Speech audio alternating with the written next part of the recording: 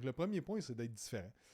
Et comment qu'on est différent? Ben, c'est de se demander c'est quoi qui nous rend unique en tant que compagnie, en tant que coach, en tant qu'entraîneur, en tant que naturopathe.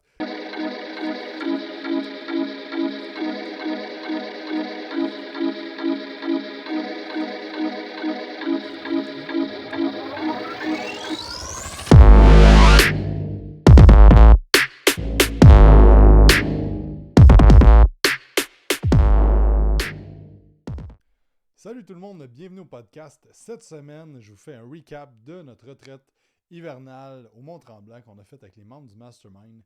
C'était 3 jours, le 21, 22 et 23 février. Et c'était vraiment cool. Fait qu'aujourd'hui, j'ai décidé de faire un petit recap. Je vais passer les sujets qu'on a parlé, donner une couple de tips de ce qu'on a fait et tout ça pour que vous aussi, vous en tirez de la valeur de ça. Et avant de commencer, comme d'habitude, un gros merci à ceux qui partagent le podcast, qui laissent des commentaires et qui écoutent. C'est super apprécié. Fait qu'on va starter ça. Donc, le sujet de la retraite, à chaque retraite, on prend un sujet qui est très global. C'était de se faire connaître en 2024. Et le point, c'était surtout d'amener des concepts clés qui vont passer à travers le temps. Pas nécessairement comment devenir viral sur TikTok, mais bien comment créer de la traction dans tout ce qu'on fait au niveau marketing grâce à des concepts qui durent depuis des centaines d'années dans le branding, le marketing et tout. Donc, la première chose que j'ai parlé, c'est les 8 étapes pour bâtir un brand culte. Donc, on a parlé des exemples comme Harley Davidson, comme Apple, comme plein de compagnies qui ont des concepts clés de branding qui est super puissant. Donc, il y a 8 étapes clés. Le premier, c'est d'être différent. Donc, c'est sûr que présentement, on a recensé un peu les entraîneurs francophones qu'on retrouve sur Instagram. OK? Fait que, on a fait une mini-étude de marché, si on veut, et on a recensé plus de 900 coachs, entraîneurs qui font du contenu sur Instagram, principalement. Et j'estime qu'à part de ça, il y en a d'autres qui vont faire juste du Facebook, il y en a qui vont faire du LinkedIn, il y en a qui vont faire d'autres affaires, il y en a que j'ai juste pas trouvé nécessairement. Fait qu'on a peut-être un 1500, 2000 entraîneurs, entrepreneurs, propriétaires de gym privés au Québec francophonie. Ça compte pas au Québec les anglophones que j'ai pas recensés dans mon petit truc. Ce que ça fait, c'est qu'il y a beaucoup de monde qui font du contenu sur les réseaux sociaux parce que ça, c'est tous des gens qui vont publier une fois de temps en temps, du moins, sur les réseaux sociaux. La majorité des gens savent qu'on doit poster sur les réseaux sociaux plusieurs fois par semaine et plusieurs personnes le font. Par contre, c'est vraiment pas tout le monde qui a des réels résultats avec ça. Donc, le premier point, c'est d'être différent. Et comment qu'on est différent? C'est de se demander c'est quoi qui nous rend unique en tant que compagnie, en tant que coach, en tant qu'entraîneur, en tant que naturopathe. Parce qu'en fait, un plan personnalisé, un suivi, d'être à l'écoute du client, comme tout le monde dit la même chose. Et c'est ça qui est intéressant, c'est que quand on reste en surface de dire qu'est-ce qui nous rend unique, qu'est-ce qui rend une compagnie unique, ça fait en sorte qu'on vient tous avec les mêmes réponses. Et ça fait en sorte que si on a toutes les mêmes réponses, c'est pas un unique à ce moment-là. Donc, c'est vraiment important de se poser la question qu'est-ce qui nous différencie vraiment et de se poser la question après ça. Un concept que Tony Robbins parle souvent qui est le 7 Level Deep Why. Donc, 7 fois, on va se demander pourquoi. Qu'est-ce qui fait en sorte que c'est ça? Donc, par exemple, qu'on dit, OK, moi, je fais des plans personnalisés. OK, mais pourquoi c'est différent de faire ça? Parce que X, Y, Z. Et là, on va aller faire un exercice comme ça, de se poser les vraies questions, de dire qu'est-ce qui nous différencie réellement de la compétition et des autres entraîneurs. Parce que c'est vraiment, vraiment important que vous trouviez ça, parce que c'est ça qui va faire en sorte que votre contenu, votre délivrable, toute votre compagnie va être axée sur qu'est-ce qui vous rend unique. Si je vous dis Nike, Starbucks, Apple, on a toutes des images qui nous viennent en tête, on a tout un sentiment relié à cette marque-là parce qu'ils font les choses différemment. Nike, c'est une compagnie de chaussures. Il y en a plein des compagnies de chaussures. Par contre, il y a des choses qui différencient Nike. Il y a un brand qui est propre à lui. Donc, c'est vraiment important de se demander ça. La première affaire, qu'est-ce qui nous différencie? Qu'est-ce qui nous rend unique? Ne serait-ce qu'une seule chose. Donc, je vous invite fortement à faire cet exercice-là.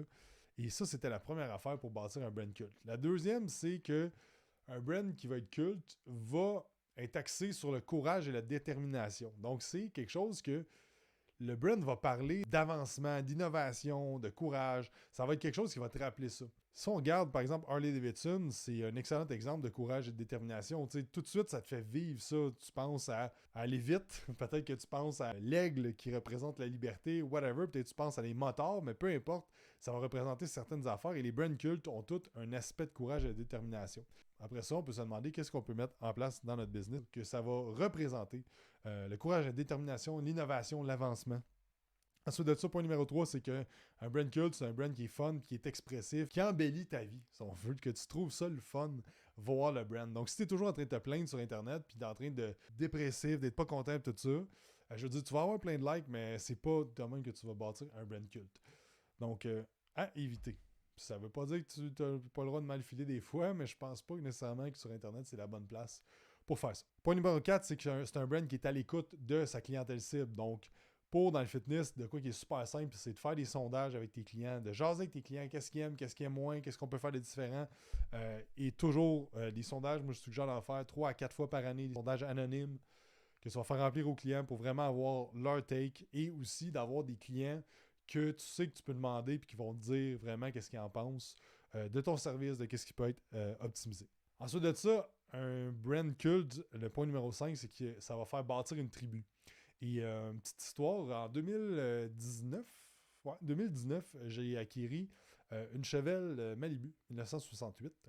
Donc, qui est classé un peu dans le muscle car, même si théoriquement, c'est pas un gros bloc. Fait que le moteur, il n'est pas considéré comme un muscle car, mais c'est la même affaire. Et ce que j'ai trouvé drôle quand j'ai commencé à chauffer ça, 2 affaires. La première, c'est que c'était tous des vieux monsieur qui me disaient que mon char il était beau. Ça, c'est la première affaire. Puis deuxièmement, c'est que tout le monde qui a des muscle cars ou des chars plus anciens dans ces années-là, ça voit toute la main. Là, ça me faisait penser à Harley Davidson, que c'est la même chose. Et là, je me suis rendu compte qu'il y a des rassemblements de muscle cars, puis il y a des rassemblements d'Harley Davidson et tout ça, donc il y a des tribus alentour de ces brands-là. Puis si on passe les brands les plus forts, mais il y a tout le temps quelque chose qui rassemble ces gens-là. Et dans le fitness, encore là, si vous êtes entraîneur, si vous êtes naturopathe, propriétaire de gym, il y a vraiment plein de façons qu'on peut faire pour bâtir une tribu. Si on pense au CrossFit, une des choses qu'ils font extrêmement bien, c'est d'avoir bâti une tribu avec ce qu'ils font. Si on pense à Herbalife, que vous aimez pas, c'est pas ça le point, c'est qu'ils font certaines choses de bien. Et ça, l'aspect tribu, l'aspect communauté, ils l'ont vraiment, vraiment bien. Donc, je vous invite à voir qu'est-ce que vous pouvez mettre en place dans votre compagnie pour ça. Point numéro 6, c'est d'être inclusif. Puis là, on rentre pas dans le woke agenda puis tout le kit. Là, l'inclusif, ça veut dire que les gens... J'imagine qu'il y a du monde qui a arrêté le podcast là. Inclusif, c'est qu'il y a les gens, quand ils rentrent chez vous, ils se sentent à la bonne place. Ils sentent que ça, c'est ma gang. Cette compagnie-là, ce coach-là, il va vraiment m'aider. Par exemple, si tu es quelqu'un qui coach du bodybuilding, ben c'est sûr qu'il y a quelqu'un qui veut faire du bodybuilding, il va vraiment se sentir inclus dans ta gang, il va dire « Hey, je suis à la bonne place ». Tandis que si tu as un monsieur... de 50 ans, c'est la première fois qu'il met les pieds dans le gym, puis qui là, il rentre d'une compagnie qui est très axée sur le bodybuilding, mais c'est sûr qu'il ne va pas se sentir à sa place. Donc, inclusif, ça veut dire juste que c'est clair que la personne elle se sent à bonne place quand elle rentre chez vous. Point numéro 7, c'est d'avoir un ennemi commun. L'ennemi commun, c'est pas d'autres coachs, ça peut être la mauvaise information, ça peut être le fast-food, ça peut être whatever quoi, que chaque brand culte a un ennemi commun. Par exemple, Harley Davidson, parce que c'est un brand qui dure depuis des années, l'ennemi commun, en fait, c'est le statu quo, le standard, la norme, en fait. Leur axe, si on veut, au niveau de leur marketing et leur brand, c'est la liberté, c'est de stand out of the crowd. Donc, il y a un ennemi commun qui est la norme, le statu quo. Donc, ça aussi, c'est important d'avoir ça. Et ensuite de ça, point numéro 8, c'est d'avoir une mission d'entreprise, une mission personnelle qui est plus grande que vous-même, puis que les gens voient cette mission-là, puis adhèrent à ça. Si on pense à Tesla, à SpaceX, les gens achètent des Tesla, pas parce que c'est le véhicule électrique le mieux sur le marché. En fait, je sais pas parce que je connais pas ça. J'ai comme assez le contraire au niveau de mon char. On va dire que ça boit assez, pas mal plus qu'un char électrique. Le point, c'est que les gens achètent Tesla pour la mission d'Elon Musk, pour qu'est-ce que ça représente, qu'est-ce qu'il veut faire. Il veut sauver la planète, puis en même temps, il veut coloniser Mars. Donc, les gens adhèrent à cette mission-là. Et point numéro 9, un petit bonus de soyez le personnage attirant de votre compagnie. Chaque brand qui est super fort a ou a eu dans le passé, la plupart du temps, un personnage attirant. Si on pense à Nike, il y a eu Michael Jordan, Tiger Woods, il y en a eu d'autres, Adidas, la même affaire. Donc, il y a plein de brands qui vont mettre des gens de l'avant. Donc, oui, ça peut être des influenceurs. Dans le cas d'Elon Musk, c'est lui-même. Et dans le fitness, je vous suggère fortement que ça soit vous-même. Le brand, en fait, c'est la seule façon, selon moi, de scaler une business vraiment next level. C'est que vous soyez le personnage attirant et vous le restez. Jusqu'à temps qu'il y a peut-être un certain point, si vous voulez vendre ou si vous voulez mettre un DG en place, là, il faut devenir plus corporate. Mais je pense pas qu'il y a grand monde qui écoute ça qui est rendu là. c'est une autre discussion. Fait que ça, c'était le premier coaching qu'on a fait le matin. On a fait plein d'exercices à travers ça. On a pris le temps de travailler sur ces sujets-là. Pas juste d'avoir la théorie et tout ça. Et ça, puis après ça, on était dîner. Et en revenant, j'ai fait un petit topo sur mon processus décisionnel de pourquoi j'ai décidé de fermer Content Training. Je vais en parler vite. J'ai fait une vidéo là-dessus sur la chaîne YouTube. Si vous ne saviez pas, ça a fermé le 15 février. Puis dans le fond, le processus décisionnel, c'est un processus par lequel je prends le plus possible mes décisions parce que je pense que c'est facile en affaires d'être soit optimiste, soit pessimiste, soit être trop émotif ou pas assez émotif par rapport à une décision et tout ça. Donc, comment je vois ça, c'est quoi ta mission, c'est quoi ta vision, c'est quoi tes valeurs personnelles, puis est-ce que c'est un fuck yeah ou un fuck non. Puis, si on passe nos décisions par rapport à est-ce que c'est aligné sur ma mission, est-ce que c'est aligné sur ma vision d'entreprise et ma vision personnelle, est-ce que c'est aligné sur mes valeurs d'entreprise et mes valeurs personnelles, et est-ce que c'est un fuck yeah ou un fuck non, est-ce que ça me tente au bout de faire ça ou c'est comme moyen, les décisions sont beaucoup plus simples à ce moment-là et c'est ce qui m'a amené à prendre cette décision-là. Mais il y a une vidéo complète sur la chaîne YouTube si ça vous tente. Puis après ça, on a parlé de comment planifier un max de contenu, 3 mois de contenu en 90 minutes. Donc, rapidement, comment trouver des sujets, des affaires simples. Si vous faites des check-ins avec des clients, une excellente façon de trouver des sujets parce que les gens vous posent des questions. Après ça, juste de brainstormer, c'est quoi les défis, c'est quoi les problématiques de tes clients. ChatGPT, puis je vais vous donner un petit script que vous pouvez utiliser sur ChatGPT. Ça peut être super intéressant pour trouver des idées. Encore là, c'est très, très vanille qu'est-ce que ça sort comme texte si vous n'avez pas les bons prompts, mais ça peut déjà amener des idées. Et de pas. Ça, c'est une affaire souvent qu'on oublie parce que souvent, on stanne nous-mêmes de nos messages avant que les gens stannent du message. En fait, si tu fais une capsule sur, je sais pas moi, les boissons énergisantes, tu l'as déjà fait 2 fois là, dans ton année, mais ça se peut que les gens ne l'ont pas vu. Là. Réutiliser ce qui a déjà fonctionné dans le passé, c'est super, super intéressant. Et d'utiliser tes uniques. Puis aussi, à travers ça, puis ça va être un point qu'on va parler un petit peu plus tard, d'utiliser le storytelling, de raconter des histoires à travers votre contenu. C'est quelque chose qui va vous rendre unique parce qu'il y a juste vous qui vivez ces histoires-là. Puis les gens peuvent se reconnaître dans ces histoires-là. Donc, le prompt ChatGPT que je vais vous donner, prenez papier-crayon, vous pouvez le réécouter si vous êtes en auto. C'est pas une bonne idée. Voici quoi écrire sur ChatGPT pour avoir 40 idées de contenu. Donc, je suis un entraîneur personnel qui aide, et là, tu vas mettre ton client avatar, qui aide les gens avec leur transformation physique, qui aime les femmes en perte de gras, qui aide les gars à gagner de la masse musculaire. Je souhaite que vous fassiez une recherche client pour moi. Donnez-moi 10 objectifs / ambitions que mes clients ont. 10 mythes auxquels ils croient, 10 de leur plus grande peur et 10 de leur plus grande frustration. Ça va donner 40 idées de contenu. Pas avec ça. Ça peut être super simple. Au niveau du calendrier éditorial, ce que je suggère, c'est d'utiliser les 3 uniques. Donc, c'est quoi tes 3 uniques et de faire en sorte que si tu poses 6 fois par semaine, en fait, tu vas avoir 2 fois chaque unique par semaine. Donc, comme ça, ce qui arrive, c'est que le calendrier éditorial, oui, tu peux prendre ci, ça, ceci, ça. Sauf que si tu utilises tes uniques, tu rends ça justement unique, ton calendrier éditorial. Donc, qu'est-ce que tu poses le lundi, le mardi, le mercredi, tout ça. Règle générale, c'est vraiment de baser sur les uniques. Après ça, on a parlé de hook, l'importance d'un hook. Puis j'aime une histoire que Russell Brunson, qui est le fondateur de ClickFunnels, raconte souvent. C'est qu'il y a un livre qui s'appelle Astrological Love qui a sorti dans les années, écoute, je sais pas dans quelle année, c'est un vieux livre. Puis quand ça l'a sorti, ils ont vendu 2000 copies au prix initial, puis le reste des copies, les 3000 copies qu'ils ont vendues à 99 cents. Et là, dans le fond, clairement que c'est mauvais là, pour un livre qui est supposé être très grand public. Et ce qu'ils ont fait, c'est qu'ils ont changé le nom. Ils ont appelé ça How to Satisfy a Woman Every Time and Have Her Beg for More. C'est exactement le même livre. Ils ont juste mis une nouvelle couverture avec un nouveau titre et ils ont vendu 2,3 millions d'exemplaires en 18 mois. Exactement le même livre avec un titre différent, avec un hook différent. Donc, 90% à 95% de votre temps devrait être mis sur le hook de votre vidéo, de votre pièce de contenu, de tout ce que vous faites.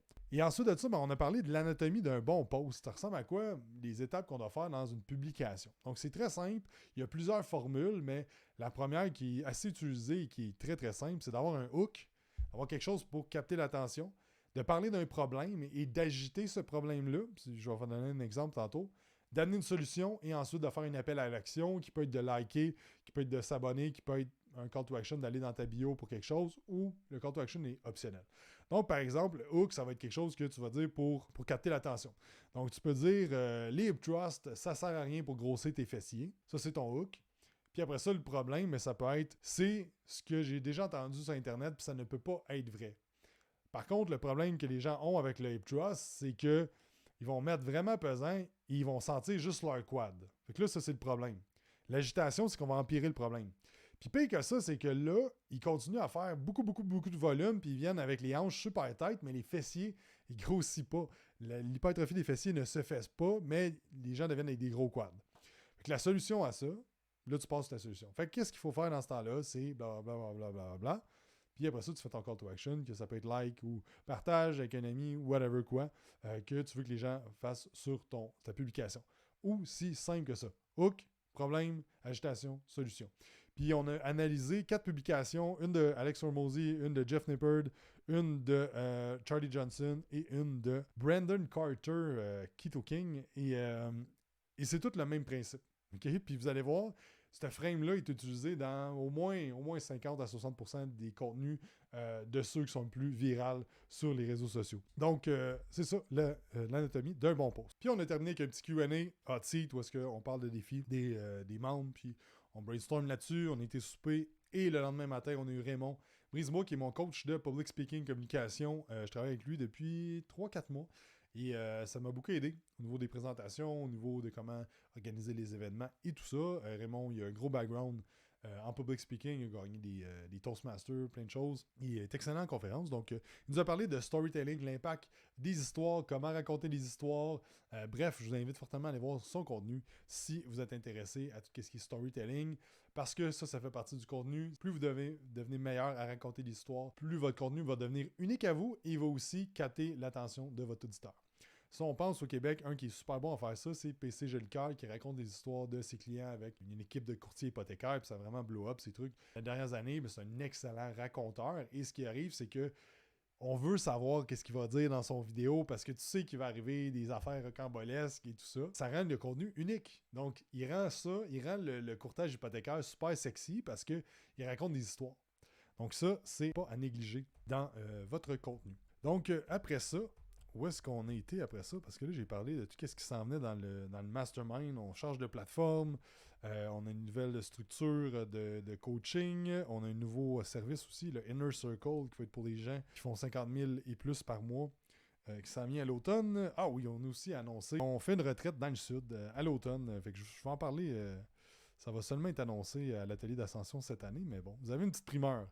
Donc ça s'en vient aussi. Puis dans le fond, l'après-midi, on a eu Raymond, puis l'après-midi, j'aime ça, prendre du temps pour que les gens puissent travailler sur leur truc. Fait que c'est ça qu'on a fait. Puis après ça, on a été faire une activité qui était, on a monté en haut du Mont-Tremblant en téléphérique. En haut, on a pris nos raquettes, puis on a fait une petite raid de raquettes. Je pense que c'est comme une heure pour aller jusqu'à une place qui s'appelle le Refuge, qui est un petit refuge sur le top de la montagne. On a soupé, fondu fromage, il y avait de la viande, il y avait plein d'affaires, fondu chocolat, on a eu le temps de jaser, c'est super cool. Fait que c'était bien le fun, puis après ça, on a redescendu avec des lampes frontales et tout ça. Donc, c'est ça pour la deuxième journée. Et troisième journée, c'était ma journée axée plus sur le mindset, parce que, en fait, il y avait du mindset et beaucoup de théorie. Mais la dernière journée, j'aime ça axer plus sur mindset, parce que c'est de quoi qui est un peu plus, qui est moins dans ta tête, qui est plus dans ton cœur, un peu plus feeling, si on veut.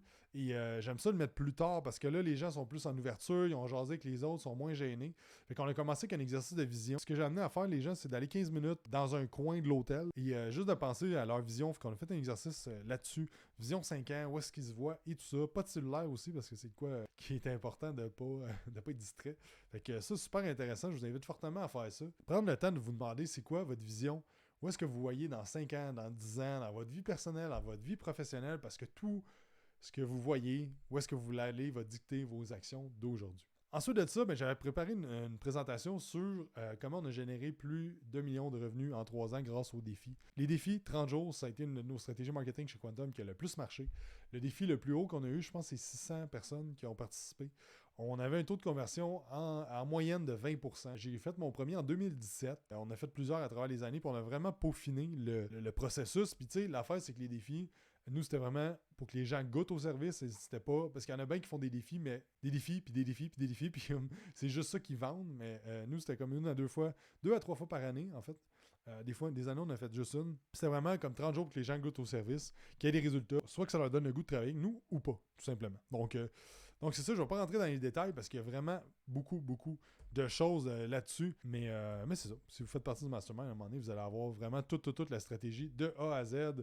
Au niveau du contenu, landing page, les upsells, la thank you page, les emails de bienvenue, le groupe Facebook, le délivrable, les appels, comment convertir les gens, l'offre post-défi, comment faire un offre, comment faire un concours à la fin pour faire gagner une transformation et comment reach out à ceux qui ont voté pour leur donner un cadeau pour les upsells par la suite. Et c'est de quoi j'ai déjà parlé aussi. Pour lancer ça, on va toujours utiliser, j'utilise toujours la même chose qui est une variation que j'ai appris de Jeff Walker, qui est le gars qui faisait des lancements pour Tony Robbins, entre autres. Donc, il sait une affaire ou deux sur des lancements de nouveaux produits ou de défis ou des trucs de même. Donc, une phase de pré-lancement, ce qu'on veut, c'est créer du hype autour de ce qu'on va lancer.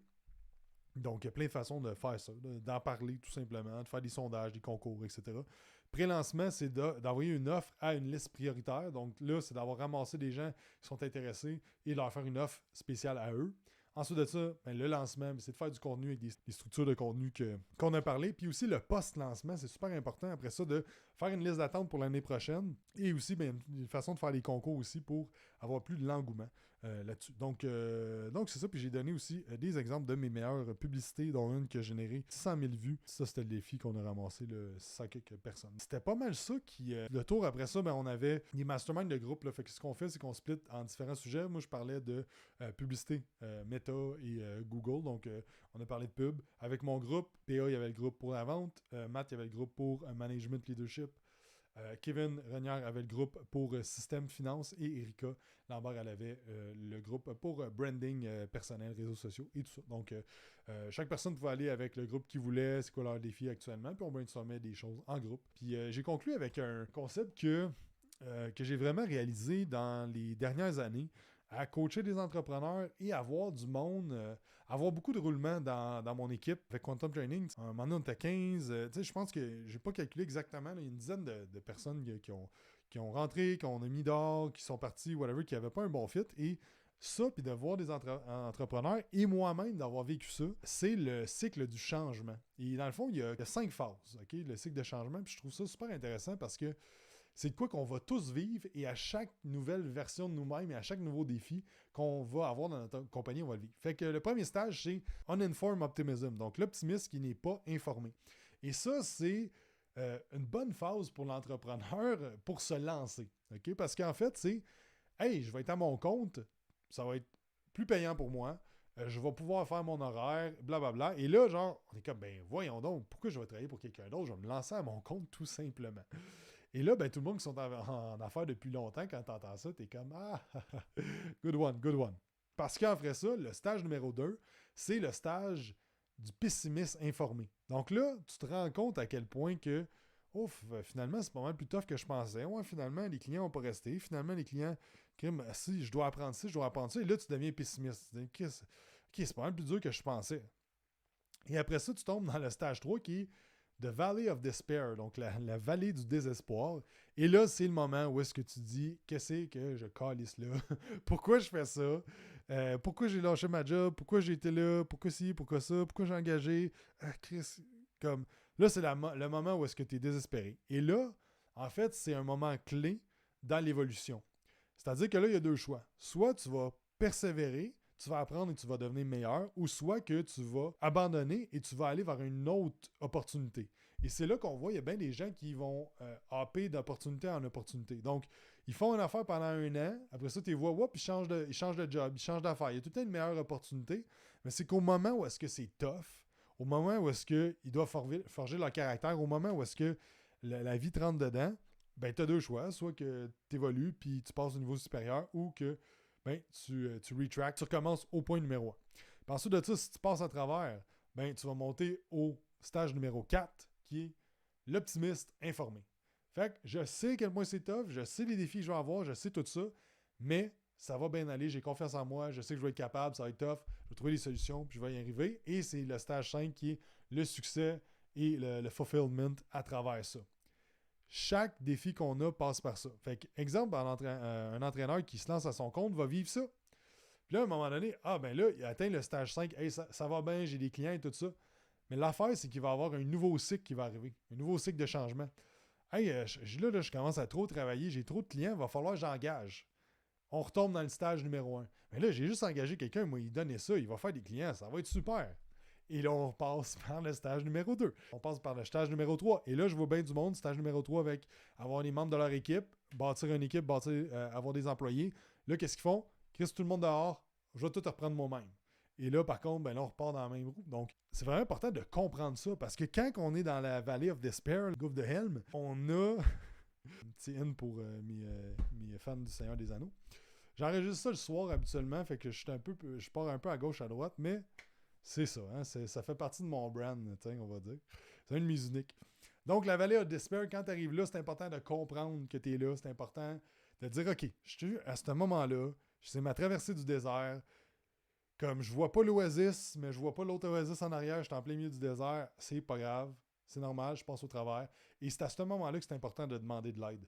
Si vous avez des entrepreneurs autour de vous, si vous êtes dans un mastermind, si vous avez du coaching ou si juste vous avez des amis, du monde qui vous supporte, c'est là que c'est important de demander de l'aide parce que c'est souvent là que les gens, moi je le vois dans notre mastermind, quand les gens arrivent là, parce que ça va arriver, tôt ou tard, c'est que c'est là que les gens ils back off puis qu'ils nous ghostent. Des fois c'est plate parce que quand ça va bien, il reste avec nous autres, puis quand ça va pas bien, il s'en va. Ben un coach, c'est 100% le contraire. Tu as besoin d'un coach quand ça va pas bien. C'est comme en entraînement. Quand ça va bien, tu suis tes meals, tu suis tes affaires. C'est pas là que tu as besoin de ton coach. Là. C'est quand ça va pas bien. Puis un client en gym fait exactement la même affaire. Les clients dans le gym ghost quand ça va pas bien. S'ils n'ont pas suivi leur plan, ils n'ont pas suivi leur entraînement, ils ont bingé, ils ont bu de la bière, ça va vraiment pas bien, ben ils veulent pas venir vous voir. Pourquoi? Parce qu'ils vont se sentir jugés, parce que si, parce que ça. Il y a plein de raisons, mais c'est important que les gens avec qui vous faites affaire comprennent le cycle de changement et comprennent qu'à ce moment-là, c'est là que tu as besoin d'être épaulé par des gens autour de toi parce que c'est pas facile cette traversée du désert-là. Et ça revient constamment, donc il faut juste comprendre ça. Et c'est un concept qu'on a parlé, puis j'ai fini avec une quote qui est ma quote favorite, que j'ai entendue pour la première fois en 2011. Je me préparais pour ma première compétition de bodybuilding. Et à ce moment-là, je restais d'un petit appartement miteux à Huntsic, à Montréal, avec un de mes chums. Et on payait 600$ par mois pour un 4,5. Fait que ça vous donne une idée de la place qu'on était. Je venais de me laisser avec une fille que j'étais avec depuis un bout. J'arrivais pas à rentrer à l'université en kin. Et j'ai décidé de m'inscrire à un cours en massothérapie. Puis j'étais comme, qu'est-ce que je peux faire d'autre en attendant, puis j'ai commencé à travailler au Body Shop 440 où est-ce que j'ai rencontré Alex, mon partner, où est-ce qu'on a ouvert le H2, mais c'était tout dans cette transition-là, puis j'ai commencé à écouter un gars sur Internet qui s'appelle Kai Green, et Kai Green était un bodybuilder qui a été super populaire dans ces années-là, puis Kai Green parlait beaucoup de mindset, puis je me reconnaissais avec lui, dans lui, parce que on a pas mal la même shape, pas pantoute, mais il restait dans le Bronx, d'un petit appartement, tout ça, puis c'était comme le underdog, puis je sais pas, je connectais avec ce qu'il parlait beaucoup de mindset aussi, c'est un gars très philosophique, et il parlait d'un gars qui s'appelle Napoleon Hill, et à fond de Napoleon Hill, ben là j'ai découvert, puis j'ai commencé à écouter, voir des affaires, il écrit un livre, Réfléchissez, devenez riche, vous avez probablement déjà entendu ce livre-là, et dans le fond, cette quote-là, c'est « Whatever the mind can conceive and believe, it can achieve ». Peu importe qu'est-ce que tu peux penser, peu importe qu'est-ce que tu peux imaginer, la vision que tu as, ben tu peux le réaliser. Puis pour moi, le bodybuilding, ça m'a amené ça. C'est que ça m'a amené, c'est la première fois de ma vie que je me mettais un objectif, quelque chose qui me passionnait en plus, et que je réussissais, puis j'arrivais. Puis j'ai fait mon 4 mois de prep, puis j'ai fini deuxième, mais j'étais arrivé en shape, puis j'étais content. Puis ça a bien été. Cette quote-là me suivit depuis ce temps-là. Et c'est quelque chose que je vous souhaite fortement de croire au plus profond de votre être, que peu importe ce que vous pouvez visualiser, peu importe ce que vous pouvez penser, peu importe ce que vous voulez dans la vie, si vous êtes capable de le visualiser, de le ressentir au plus profond de vous, mais vous êtes capable de le réaliser. Fait que sur ce, merci d'avoir écouté. Si vous êtes intéressé à en savoir plus sur comment vous pouvez participer à nos événements, c'est exclusif à nos membres Mastermind. Vous pouvez m'écrire un message sur Instagram. Au moment où est-ce que ça sort, il y a de quoi qui s'en vient dans comme 1 ou 2 semaines. Fait que stay tuned sur les réseaux sociaux. Il y a de quoi qui sort. Fait que je vous en dis pas plus. Ça, merci d'avoir écouté. Puis je parle dans un prochain podcast. Donc, bonne semaine. Bye!